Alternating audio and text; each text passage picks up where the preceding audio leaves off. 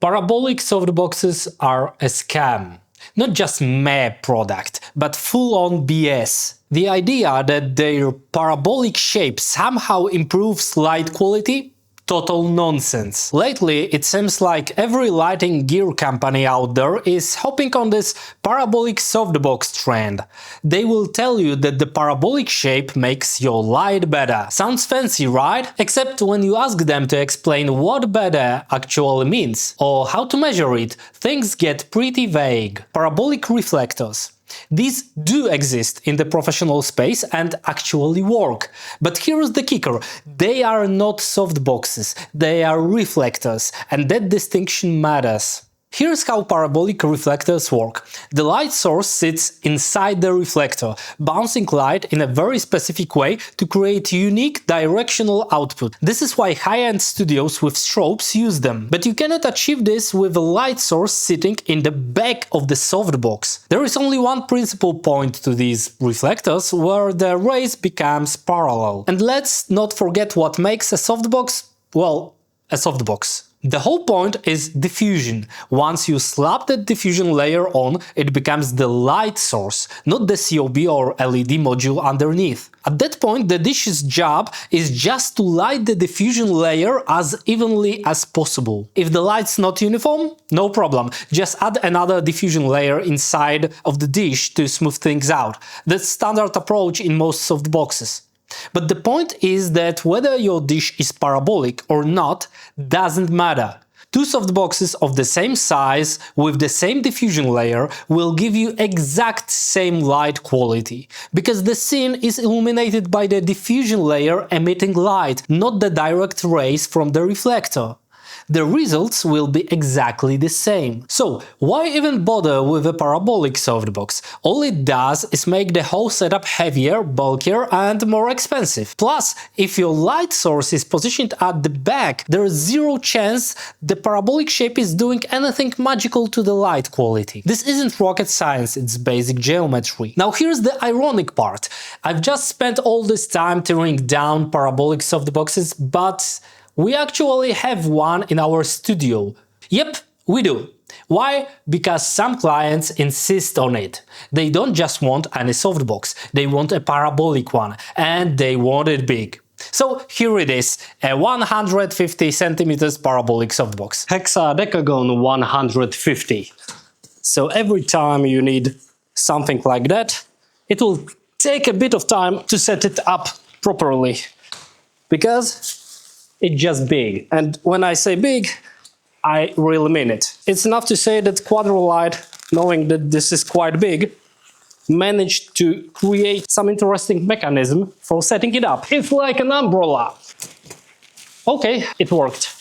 Now, 150 centimeters isn't crazy big by professional studio standards, but it's still big enough to be ridiculously impractical. If you want that parabolic shape, it has to be deep, which means it's also heavy. And because it's mounted on a standard Bowens mount, guess what? It becomes ultra front heavy. So much so that half of our continuous lights and some strobes cannot even hold it up properly when it's fully geared. I can hardly lift it up because that's so heavy. It should be sufficient to light up whole of this space, which is a small part of our studio in Warsaw. And now let's turn off the lights. And as you can see, we've got a lot of floodlight everywhere. We've got a lot of spill light, obviously, because that's a softbox. But if you want to control your light better, you will want to put a grid on. So now you've got grid on. A lot of light disappeared, but obviously we've got better lighting condition currently. So now we know how parabolic softbox works. Let's compare it with very simple, very cheap, normal softbox that is slightly smaller, mind you, but probably you won't see a difference. For the record, we are not going to find many parabolic softboxes on professional movie sets. This is a YouTube-driven gimmick. Gaffers usually stick to the styrofoam and baseline. Now, I don't want to turn this into just another run video, so let's do some experiments. I will take this parabolic modifier and use it on a wide scene. We will compare it to a similar non-parabolic light source plus a few other diffusion diffusion setups. You can judge for yourself if there's any noticeable difference. Now let's talk about the parabolic modifiers that actually work. Here's a good example, a super affordable parabolic modifier from Quadralight. When I say affordable, I mean it's dirt cheap compared to the high-end ones that can easily cost over $5,000. So this is parabolic reflector. It's 180, so it's a bit bigger, but we will see if there is any difference in light quality. A small problem with such reflectors is that you cannot mount it on your light, because you have to install light inside of the reflector. And now we are putting it on. It doesn't have any diffusion layer. There's a place that you want to put your lamp on. Sometimes it's very tricky because the lamps are heavy. So if it's very heavy, you need another stand over here to support the lamp. As you can see, probably there's a lot of light going off this reflector because that's a reflector. There is no diffusion over there. First off, you can see the whole area of the reflector, meaning that the light going outside is very soft. But in fact, this is not the standard setup for that. The standard setup is with its shaft moved inside. Unfortunately, this type of reflector is designed to work with strobe lights. And really there's no difference between normal light from LED and a strobe light. The biggest difference is over here. The strobe lights protrude inside and the lighting part is over here, making the rays reach all the way to the edge of the reflector.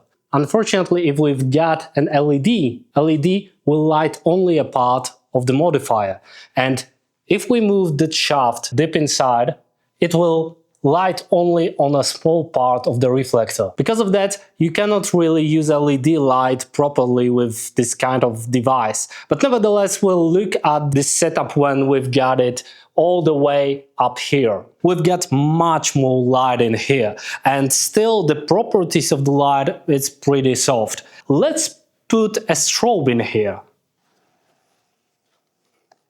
By design, a parabolic dish has a geometrical focus point located inside the dish. If you place your light source at that exact spot, the rays reflected from the dish will align into parallel beams, creating a uniform and highly directed output. You might think uniform light, that must mean it's soft, right?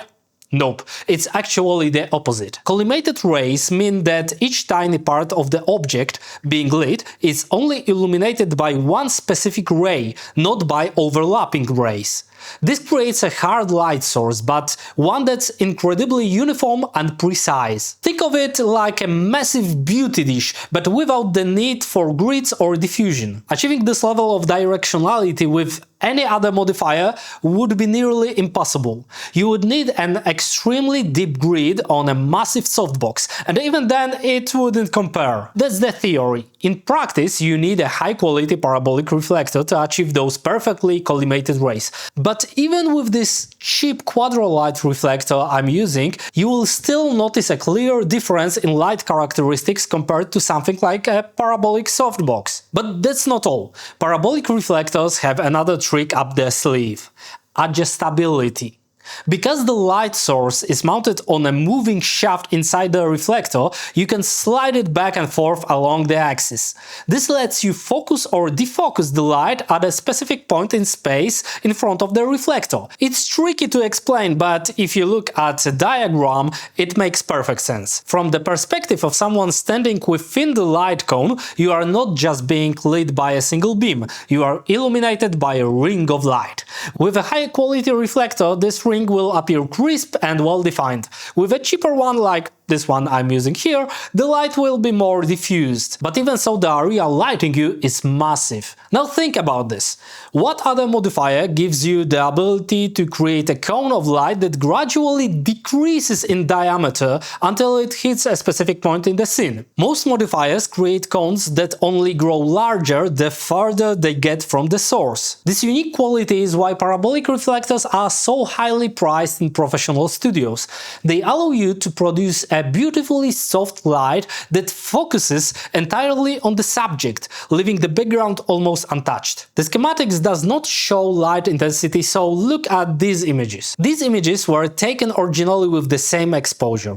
We are talking about above 3 eV of light lost with Parabolic Softbox. If you are a content creator and you just bought Softbox and a new light, you could buy 8 times weaker unit, having the same light intensity from the good reflector. In most cases, you could have bought 60 watt small lamp in place of 600 watts monster. And that's not a small difference. A well-made parabolic reflector is basically the god tier of light modifiers. With the right adjustment, it can mimic the characteristics of virtually any other modifier, while also delivering effects that are completely unmatched by any other tool.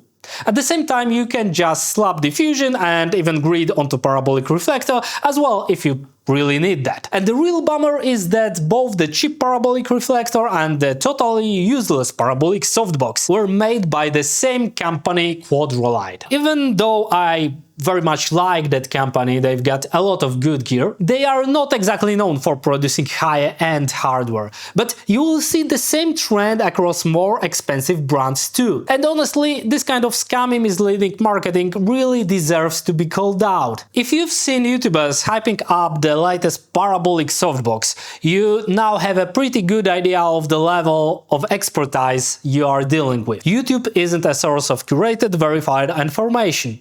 If you are looking to learn, always check the real-world credentials of the YouTubers you are watching. Anyway, that's all for today. Thanks for sticking around, and I will see you in the next video, where I will try to use some of the strictly photography-related modifiers for video works. It will be interesting to see if these parabolic modifiers can be used for cinematic shots.